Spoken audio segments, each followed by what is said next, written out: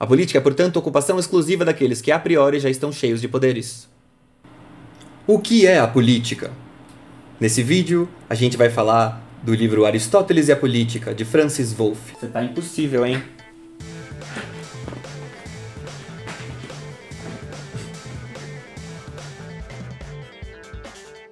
A vida mais elevada para o sábio é, com efeito, a vida contemplativa daquele que conhece, que dispensa qualquer participação na ação política, à margem da cidade, e dela espera apenas silêncio. Inversamente, uma parte importante da política é a moral. A ciência política, com efeito, tem como objeto, entre outros, estudar friamente as causas da grandeza e da decadência dos diferentes regimes, e pode-se utilizar tal conhecimento para elaborar políticas de manutenção da ordem ou para auxiliar qualquer poder, mesmo tirânico, a se salvaguardar. Em suma, com Aristóteles, a política não é independente da ética, mas adquiriu sua autonomia. Dizer a política doravante tem sentido. Com a política de Aristóteles, a filosofia pôs-se finalmente à altura da cidade, de seu lugar propriamente humano no mundo, e de seu lugar próprio no mundo das coisas humanas.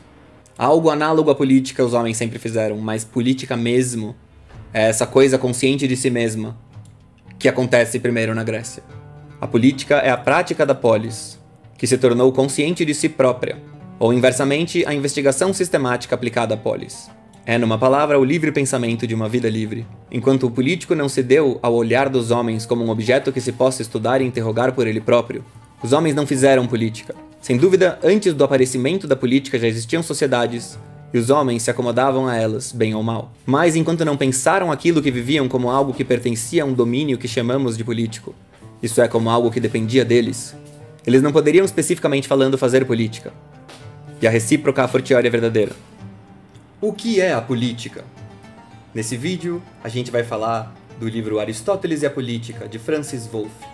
Esse Wolff foi professor da minha professora na faculdade, que era a Yamin, na PUC de São Paulo. E eu tava lendo aqui ao vivo com o pessoal, e a lição geral que ele passa é de que só a política é determinada por aqueles aos quais a política é destinada. Em sentido estrito, a política são os negócios da polis. Esta palavra grega designa a urbe em oposição ao campo, mas também a civilização em oposição à barbárie. É uma entidade comunitária autônoma, a qual os habitantes têm consciência de pertencer, reconhecendo nela algo como sua pátria. Não viver numa cidade é, para um grego da época clássica, não viver politicamente, isto é, de maneira civilizada. O terreno político pertence para os gregos ao koinon, o comum, e abarca todas as atividades e práticas que devem ser partilhadas, isto é, que não devem ser o privilégio exclusivo de ninguém.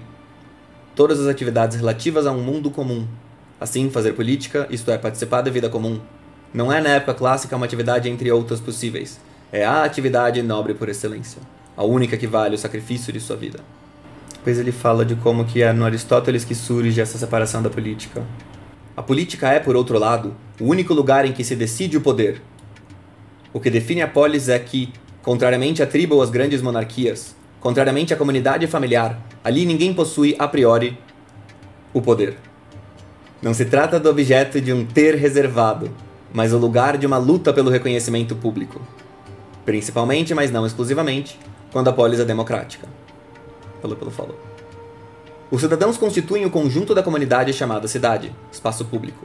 A política é, portanto, ocupação exclusiva daqueles que a priori já estão cheios de poderes. Mais do que uma ocupação, trata-se de um privilégio, e por isso, de uma obrigação. Mas também é uma ocupação para todos coletivamente e, bem ou mal, de todos, distributivamente, ou ao menos daqueles que se mostrem, aos olhos de todos, os melhores entre os iguais. Na Assembleia Deliberativa de uma democracia direta, com efeito, todos os cidadãos devem se pronunciar a respeito de todos os assuntos, pelo menos todos os assuntos de interesse geral. O domínio político recobre as mais importantes e as melhores coisas humanas. E não há bem maior para o homem do que convencer os outros em qualquer reunião de cidadãos. Essa parte não importa. A cidade não é uma soma de indivíduos. É antes o indivíduo privado, que a priori é pensado como redobramento sobre si mesmo do público. A política não passa da realização de si, uma vez que o si é relação com o outro. Olha que bonitinho. A política, cruzamento do pensamento racional e da polis, tem finalmente um terreno tão amplo que seus limites confundem-se com os limites do humano, e um valor tão eminente que de certo modo engloba todos os outros valores. Em Atenas, no século V, Desconfiava-se das especulações teóricas dos filósofos sobre a natureza e sobre o ser, e o primeiro filósofo da cidade, Sócrates, foi condenado por ela à morte. Tudo se passa como se na idade clássica da cidade as exigências da política se opusessem às da filosofia. A preservação da cidade não requer outra especulação além dos velhos princípios de uma moral pragmática e, por conseguinte, proíbe a do livre pensador, o filósofo. Pensar demais, os deuses da cidade o proíbem. Pensar bem demais é uma ameaça para o equilíbrio entre cidadãos. Pensar diferente demais é uma ameaça para a harmonia da cidade. Ele fala que a autonomia da política para o Platão consignaria a derrota do pensamento, assim como significou a morte do filósofo Sócrates. Mas a filosofia de Aristóteles permitirá justamente pensar essa autonomia, pois ela não subordina a prática política à posse de um saber imutável, mas de qualidades particularmente rebeldes ao conceito, a prudência e a experiência. Esta é a apanágio daqueles que sabem não por terem aprendido, mas por terem vivido, pois ela não nasce da transmissão do universal, mas da repetição do particular. A prudência, isto é, a sabedoria, na ordem da ação, concerne ao que é contingente e se adapta à variabilidade de indivíduos e de circunstâncias. Desse modo está na medida da cidade, na qual se delibera sobre aquilo que pode ser diferente do que é, já que isto depende de nós. O acaso, a temporalidade e a circunstância não tem nela um lugar marginal, mas sim essencial, e, de certo modo, o mais elevado, pois são a condição de existência da liberdade deste mundo. Este mundo que, na falta de ser divino, é humano, demasiado humano, sem dúvida tendo em vista o ideal contemplativo, mas bem humano mesmo, para que se possa agir e escolher. É nesse mundo que a polis, a cidade real, não um sonho de cidade celeste, existe. E é ela que o filósofo poderá enfim estudar. Seja filósofo oficial. Há, portanto, para Aristóteles, uma especificidade das coisas humanas. E nessa esfera, há uma autonomia da política, especialmente em relação à ética.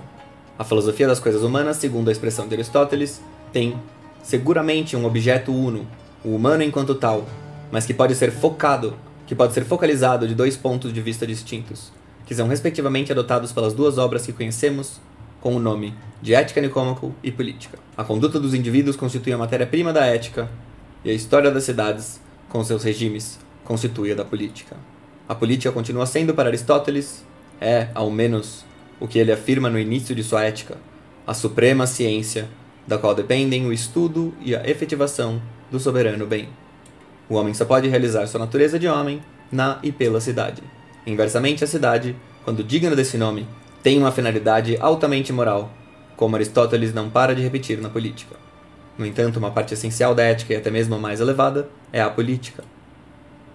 A vida mais elevada para o sábio é, com efeito, a vida contemplativa daquele que conhece, que dispensa qualquer participação na ação política.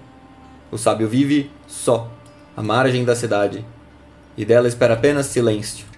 Inversamente, uma parte importante da política é a moral.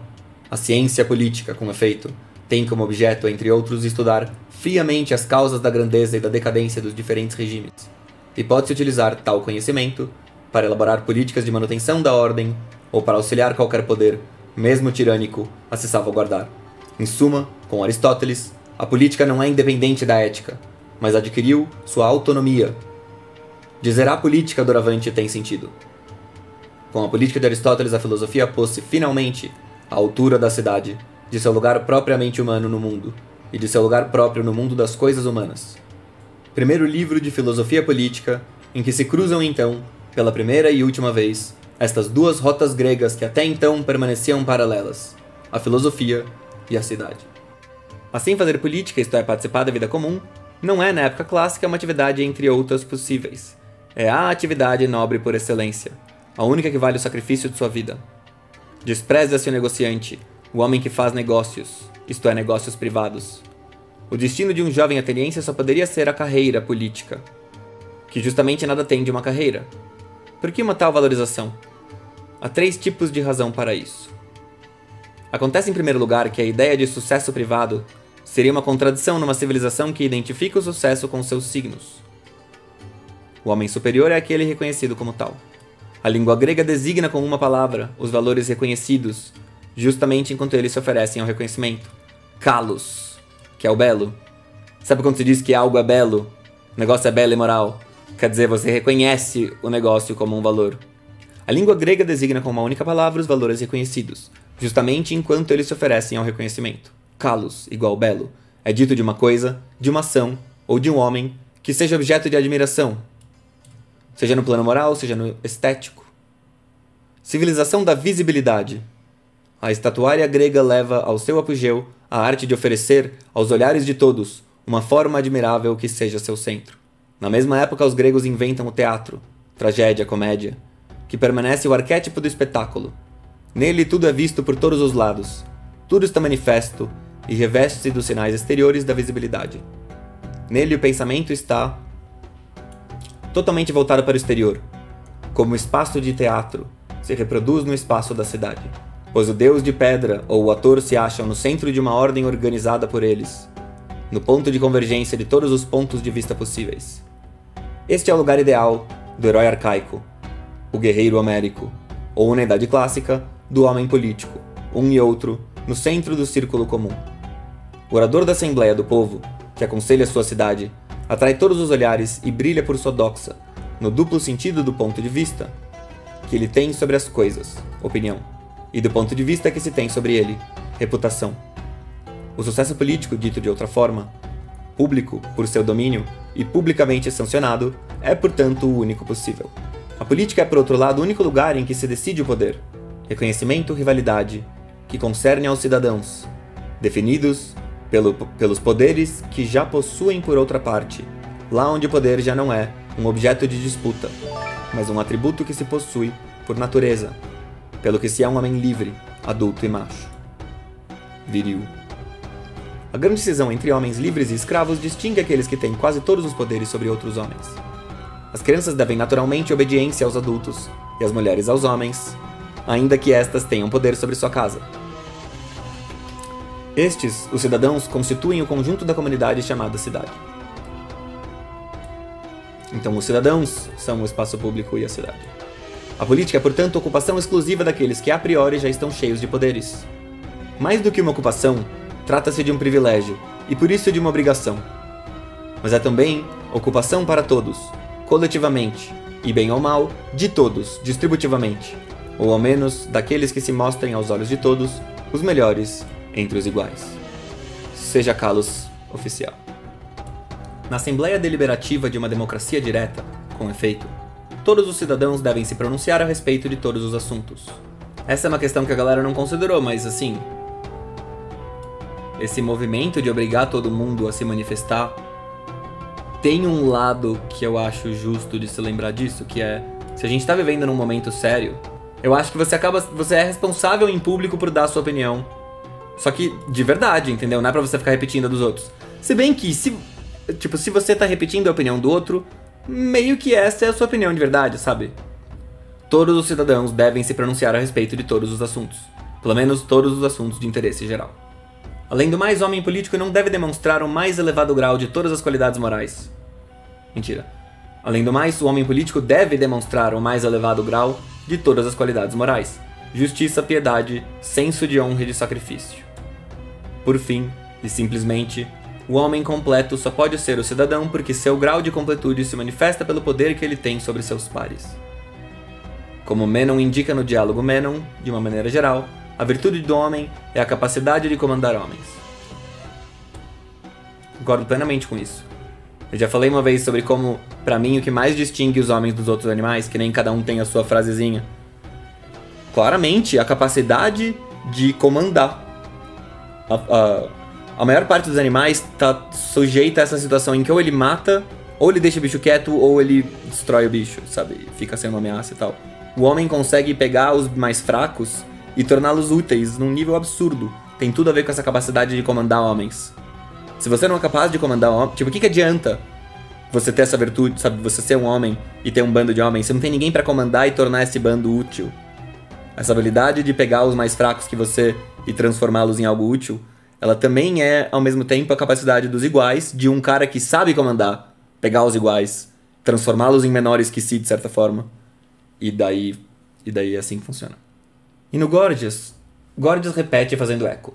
O domínio político recobre as mais importantes e melhores coisas humanas. Poderemos esperar, então, que, do encontro da forma mais livre do pensamento, a filosofia, que não tem de dar satisfações a nenhum mestre a não ser a si mesma, com a forma mais livre da vida comum, a polis, que por sua vez também não dá satisfações a nenhum mestre a não ser a si mesma, nasceu a filosofia política, que teria sido afinal a realização idílica de uma e de outra em sua união. Não foi bem assim. De fato, entre filosofia e política tudo se passou ao contrário, como se tivesse havido desde o início um imenso mal-entendido. O descompasso das datas de seus apogeus respectivos o atesta. A idade de ouro da polis é o século V, a da filosofia é o século VI. A política no sentido de vida sob o teto da polis, portanto, não coincide exatamente com a política, no sentido de reflexão sobre a polis. A filosofia política é a consciência de uma forma que se acha no crepúsculo, como Hegel já indicava. Isso daqui me parece bem razoável também, não é por acaso que são nesses momentos de queda da sua própria civilização que surgem grandes homens que ficam para a história. Em Atenas, no século V, desconfiava-se das especulações teóricas dos filósofos sobre a natureza e sobre o ser. Obrigado pelo follow, Shaolin. Os poucos pensadores políticos do século, como Protágoras, são estrangeiros em Atenas, onde são perseguidos e indiciados por impiedade. Como também o são alguns filósofos da natureza que, a exemplo de Anaxágoras, tentam fazer carreira em Atenas. Com Sócrates, num certo sentido, tudo muda, e num outro sentido, a contradição filosofia-política torna-se extrema. Tudo muda porque ele é, ao mesmo tempo, cidadão ateniense e filósofo. E mesmo filósofo por excelência. E, por excelência, é o filósofo da cidade. Mas o divórcio filósofo-cidade atinge seu ponto máximo, não somente pela condenação de Sócrates à morte, mas por sua vida, cuja notável originalidade aos olhos de seus contemporâneos residia justamente no fato de a política ter pouco espaço nela. O que não o impedia, segundo Platão, de se proclamar o único homem político verdadeiro de seu tempo, isto é, o único preocupado com a justiça absoluta e de se orgulhar, segundo Xenofonte, por formar homens de Estado. Mas a distância entre o homem e a cidade é ainda assim grande demais. O que ela quer é o oposto daquilo que ele lhe oferece. Ela exige não uma dedução universalmente válida, mas uma adaptação às circunstâncias. Não uma interrogação sobre a essência, mas o senso das oportunidades. Não um enunciado de uma verdade sem concessões, mas a soma de pontos de vista múltiplos e discordantes. A esse título, os sofistas são os verdadeiros pensadores políticos do século V, e Protágoras é o verdadeiro representante da polis. Quanto ao filósofo, sua condenação à morte pela cidade acaba por consumar o divórcio e consigna a impossibilidade de uma filosofia política no grande século da cidade. É interessante isso daqui do Protágoras, porque, como eu já falei pra vocês, a gente herdou a visão enviesada dos filósofos. Os filósofos legaram a gente essa ideia de que os sofistas são tudo uns vendidos que nem acreditam em nada e tal. E não é bem assim. Na verdade, cada sofista tem a sua particularidade e, por exemplo, o Protágoras pode ser visto como um filósofo e não um sofista.